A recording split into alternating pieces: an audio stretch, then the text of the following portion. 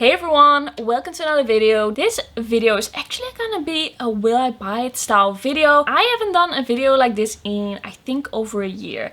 I stopped doing this because I felt a bit too overwhelmed and there were too many new makeup releases that I thought weren't like super interesting. I just felt like I was talking about really uninteresting things for most of the time, but I'm gonna try it again. I'm gonna give it another go. Let me know if you like the style video, if you'd like to see it from me. What I'm gonna do is I'm gonna condense it. I'm gonna choose less releases to talk about. I'm gonna talk about less releases, but things that I really have something to say about, because you know, most of the time, like maybe like 50 to 80% of the time, I don't care. There are so many brands, there are so many launches, there are so many things going on, like skincare, hair care. Sometimes everything just starts to look the same. And I don't want to really talk about things that I would just scroll past without a thought, because I don't really have any thoughts. I don't want to force any thoughts. Sometimes thinking nothing, not thinking, is also fine. So that is a new way to go, and we're gonna jump in some new releases. Okay, I'm not gonna go too far back because I feel like a lot of these things, we've seen videos, we've seen things, we've heard opinions. So I'm gonna like keep it a little bit more recent, just pick a few things. And first up, we have the Daisy Paradise limited edition by Marc Jacobs. I think this is always a very interesting launch. I love Marc Jacobs Daisy perfumes. I have some boxes here of like even perfumes that I don't really have anymore because they had gotten too old. But I really like this range of perfumes. It's really up my alley. I especially love the Daisy Love version. It's a little bit more woody. It's a little bit more sweet, like the original Daisy perfumes. They are a little bit more airy, really light, a bit too light for me, but because the Daisy Love is just slightly heavier and sweeter, I really enjoy it. So I always look forward to seeing what they come out with for the year, for the limited edition, and usually like a lot of the time I will buy something. This past year I didn't buy the limited edition. I feel like it was a blue one, very aquatic, like very like watery scents, and that doesn't really match with my like natural scent, my pH values. I don't know how that like completely works, but it doesn't match. It smells weird on me, so I decided to skip this year. But this looks really interesting. I always love the look of the bottles. I think it is so cute. I, by the way, saw so many people in the comments saying like, who asked for this? Why do they keep doing this? I'm so bored. They do the same every year. But I really love how these smell, and I feel like they smell very different each year. Like there's a big difference from me each year. But if you don't like a sweet kind of florally but mostly fruit perfume, then you're not gonna like this, and you're probably not gonna like smell the differences. But to me, this is such an exciting release. So we have the Daisy Oh So Fresh Paradise, which is Floor Fruity Woody, Pink Pepper Diva, Lavender Diva Essence, Attar Mitty Nature Sprint, Floral Free Spirited. So I don't really get the descriptions of these scents. I don't know what they're trying to say here. Are these actually scents, or are these just random words they got from a random word generator and they were like, do with it what you want? Like, this is all the information you're gonna get. You just have to go and smell it, because this will give you no clue. And we have Daisy Love Paradise, which I'm the most interested in. It is floral green woody. It has poppy nature sprint, oak chips, ambrox, and floral free spirited. And wait, I'm confused now. We have Daisy Love Paradise, which is floral gourmand woody, iris fire wraps, patchouli core, chantilly smell the taste. I feel like they're just making this stuff up. I feel like there must be easier ways to describe this. Okay, all I can tell you for now is that these descriptions don't make any sense, and I'm just gonna smell them in store. That's all I can do. They're probably gonna smell pretty nice. Like the Daisy Love, that it says floral gourmand woody, I feel like that sounds promising. What all these other things are, no clue. Then something I was slightly interested in for like 5 seconds. I looked it up on the website. I was thinking about it, but I don't need any more blushes. The LH Cosmetics Duo Dimension Duo Palette. We have them in 3 shades. One very orangey coral, one very berry, and one cool toned nude. I was really like interested in these for a little bit because I love glowy blushes. I think blush duos are really nice, like really compact. You can still store it with your blushes. It's not like an entire blush palette where it's like, where do you put it? Are you ever gonna use all the shades? So I actually like this idea, but I personally don't need any more glowy blushes. Watch me buy a glowy blush like in the next month or 2. I can still see myself doing that, but I don't need it. And I've never tried this brand. I'm sure it's gonna be nice, but I still felt like it was a little bit of a fake type of product. I didn't really know what to expect. I hadn't seen any videos about it. I wasn't sure what would be the right shade for me, so I decided to not get it. Also, with my low buy, I don't really feel most of the time like buying one product and having it shipped over, like paying the shipping for one product, but there's also nothing else I would like to have from LH Cosmetics. So I felt like it was a pretty interesting product. I was pretty excited about it, but that was like where it ended. Looked it up on the website. I was like, okay, and then I moved on. Then we have the Star Wars and Pat McGrath collection. I feel like there's so much here. I also feel like there are a lot of things here that are just repackaged. And I feel like nothing really attracts my attention. I feel like we've seen this before. I'm not a big Star Wars fan. It's not really my thing. I don't mind the movies, but I'm also not like watching them yearly or even every 5 years. I think I haven't even watched all the new Star Wars movies. I was just like, yeah, it's just the same thing. Yeah, the big Mothership palette that we have here is the Midnight Sun. We know that one. But Pat McGrath is also not really a brand that I will buy from like very quickly. It's not really what I would like to buy on my low buy. There are other brands that I kind of want to save my money for, save my budget for, and yeah, this is not gonna be it. I thought it was still interesting to mention, but I feel like by now it's not really special anymore, especially because we have already seen like her doing collabs with Star Wars. Then we have the new Too Faced Pinker Times Ahead collection, and this type of palette that we have in this collection, I don't like the way it's set up.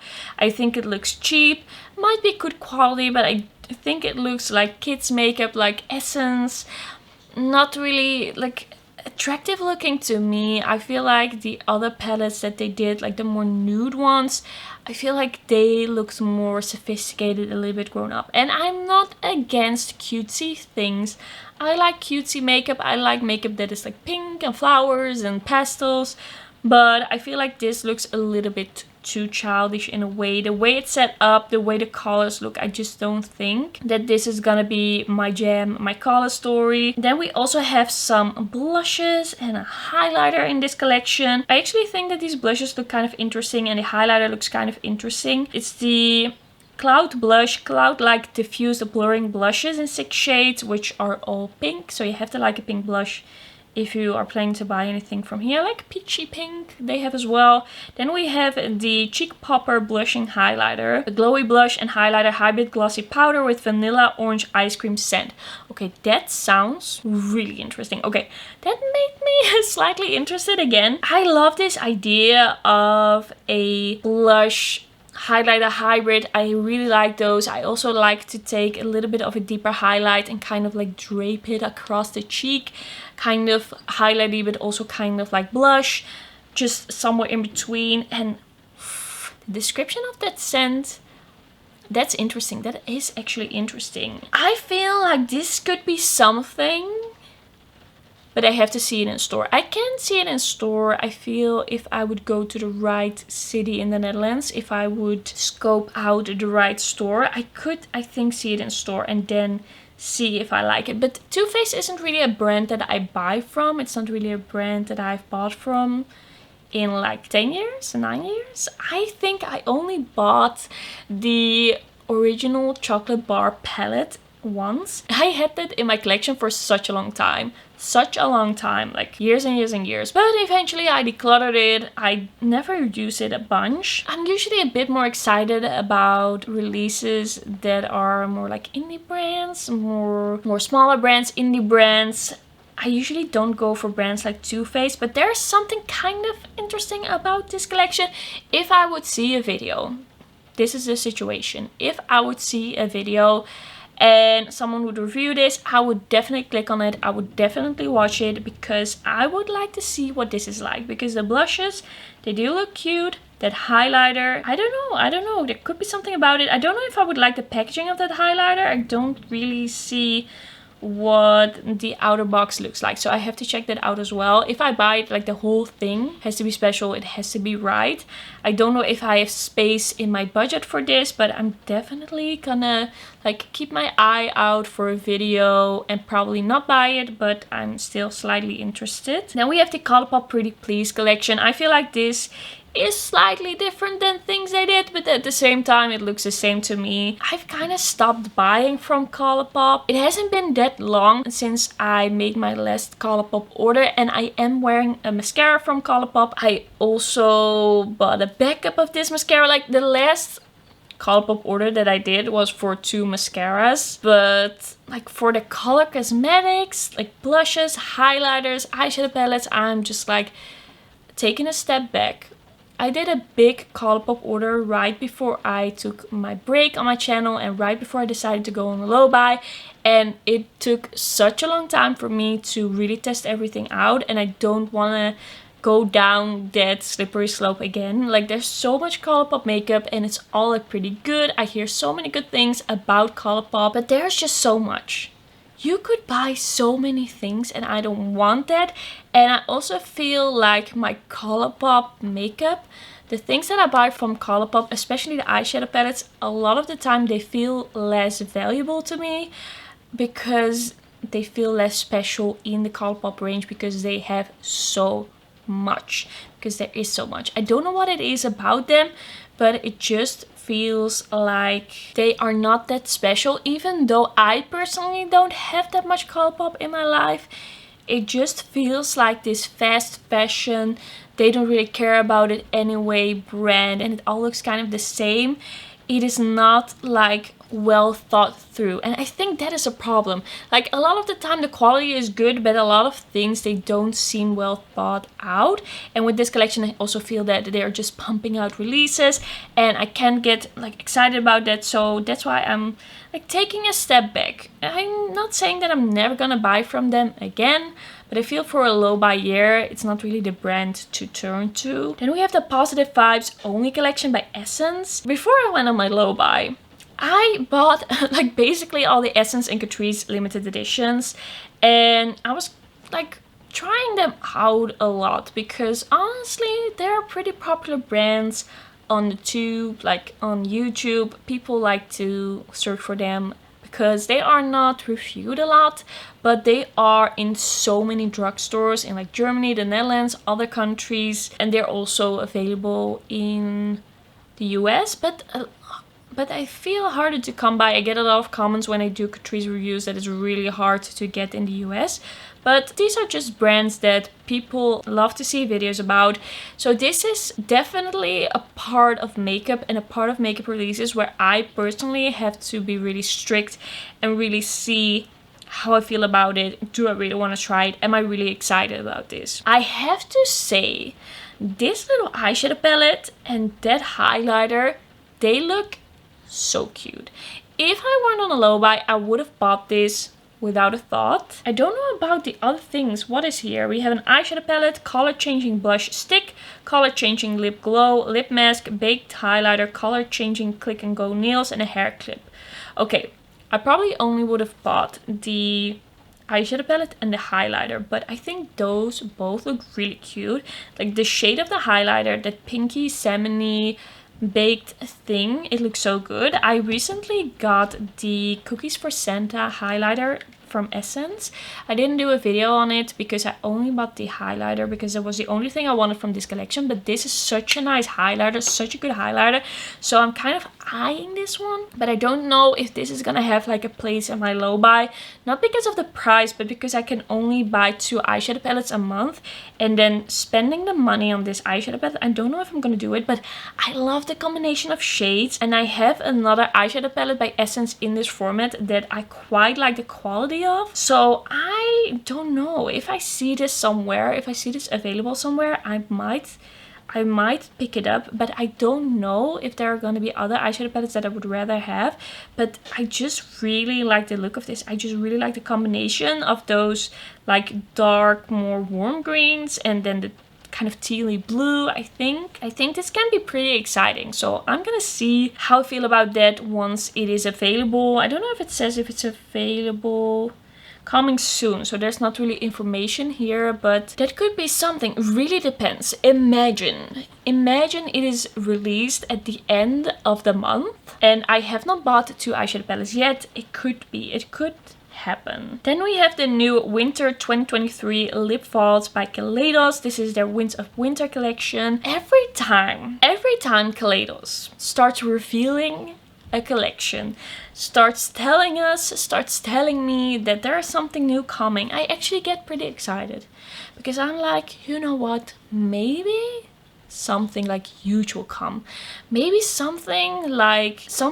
maybe a bigger eyeshadow palette, maybe smaller eyeshadow palettes, maybe 5 pens, maybe like a 16 pen. I don't know, what could it be? And then I feel like every time it ends up being a lip fault. I feel like we have seen so many of these cloud lip clays and they're already starting to look the same. I saw a picture of all these shades, all the shades that they have swatched together, and I felt like half of them didn't have to be there. Half of them look the same. Like such slight differences, and you're an indie brand. You keep releasing these. Why do we need that when we don't get like eyeshadow palettes? Or I just feel like I don't know what is going on with Kaleidos, because they were the it brand. They were such an exciting brand. People were really into them. Like they came out with the Angelica Nyqvist Club Nabla palette and it was the thing of the year, the palette of the year. People are still talking about it. They're still like, I wish I got the palette. And then they kept releasing the same stuff and it feels very uninspired. And it never feels to me like something I would want to buy. And slowly they are starting to become one of the less exciting brands when it comes to the indie space. I feel like the fun thing about indie is that they are so innovative and they have interesting packaging and they do different things and you never know what you're gonna get, and all of a sudden they come out with something you didn't even know that they were working on it and they're really expanding the range. I don't feel like Kaleidos is doing that. I feel like they're playing it safe. They're not coming out with bigger eyeshadow palettes. I of course don't know why things are happening. I don't know what's going on. I just tell you the point of view of a consumer and why I'm not buying from them, and I just feel like they can really do such interesting things and interesting themes. And when I saw that they released 2 lip falls again, I was just really disappointed. I personally don't really like this lip formula, so that also like plays a role. I tried the lip formula. I was like, okay, you keep pushing this on me, I will try it. But this is the 3rd time I think that they released lip falls, so we already have like so many of these lipsticks. But yeah, I tried them. I was like, okay, you keep pushing these on me, I will try them. But I didn't like them. I felt like they looked drying. I just didn't really like the look and feel on the lips. Just felt like my lips looked 2 times smaller. That's not something I'm trying to achieve. I would like my lips to look a little bit like plump and full, and that's not what they did. So I just feel like they could do better. I just feel like so many interesting things could be done with the theming, with the brand. Yeah, I'm just a little bit disappointed. Why this again? Why this again? And then also the quads, I wasn't too big a fan of. The promo pics of the contour palettes, I felt like I couldn't even like tell that something had been applied to the cheeks. I personally don't really get it. I hope we're gonna see another big palette. Like there's still room for redemption, but right now I'm not a big fan. Alright, then we have the Contouring Sculpt Tape by Tarte. I feel like Tarte is becoming more of an interesting brand. More things are happening. They've had some hit products. I've heard some good things about them. This, I feel like, could have been really exciting. And I still think that it could be a good product. But I don't understand why they chose this packaging. I don't really love this type of packaging. It can get messy. It feels very like copycat-ish. It feels very Charlotte Tilbury, while they are also a more expensive brand. Like, how much is this? This is gonna be $35. So it's a more expensive brand duping another expensive brand. I don't really get it. If they would have just put it in a different packaging, I would have been more excited about it. I'm still slightly excited about it, even though I myself have not tried Tarte yet, since I saw some hype about it. But I'm keeping an eye on them. I don't know, maybe I will like visit a Sephora at some point the next year, and if they have it there, I might check it out if I've seen some reviews. I don't know. So I feel like it's a bit weird what they did with the packaging, but okay, we are seeing this packaging more and more everywhere. Like, people are duping Charlotte Tilbury. I feel like this could still be like a hit product. It could still be a hype product, but it's just a little bit strange. I don't really know how to feel about it. Okay, the last thing, and then that's gonna be end for this video, I think. We have the Colourpop Sage the Day Pressed Powder Palette with 9 shades of Sage, Olive and Neutral. And then we have the Petals Pointe Pressed Powder Palette with Ballet Pinks, Silver and Neutral Mattes. So honestly, I think that the Sage palette is pretty cute. We have quite some different shades in here. You can do some different looks. The Ballet palette, I think, doesn't look too interesting. The combination of shades is pretty basic, except they put 2 greens in there, but to me it doesn't really scream innovative. But the Sage palette I actually like, but it is just not enough because it is Colourpop. I feel like if this were a different brand, if this were another brand, I would be like slightly interested, slightly excited about it. But it's just Colourpop. They are releasing so many things, and it just feels like, why would I buy it? Why would I try it?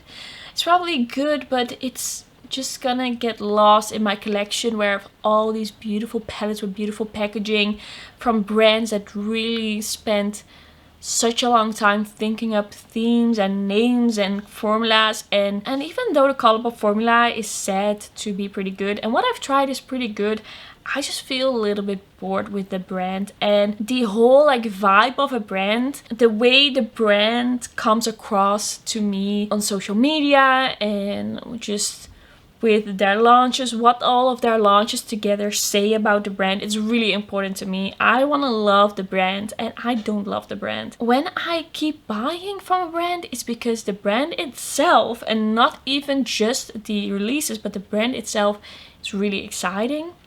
I'm just a very like brand loyal person, and Colourpop isn't really doing anything to me right now. So even though I quite like the look of the Sage palette, I don't need that in my life. I don't need more Colourpop in my life. I'm taking a step back. I'm just a bit like, I'm done with it. Okay, I'm gonna end the video here. Thank you so much for watching. Don't forget to like this video if you liked it, and don't forget to subscribe, and let me know which of these releases you are interested in, and if you would like to see more of these type of videos. And then I will see you in my next video.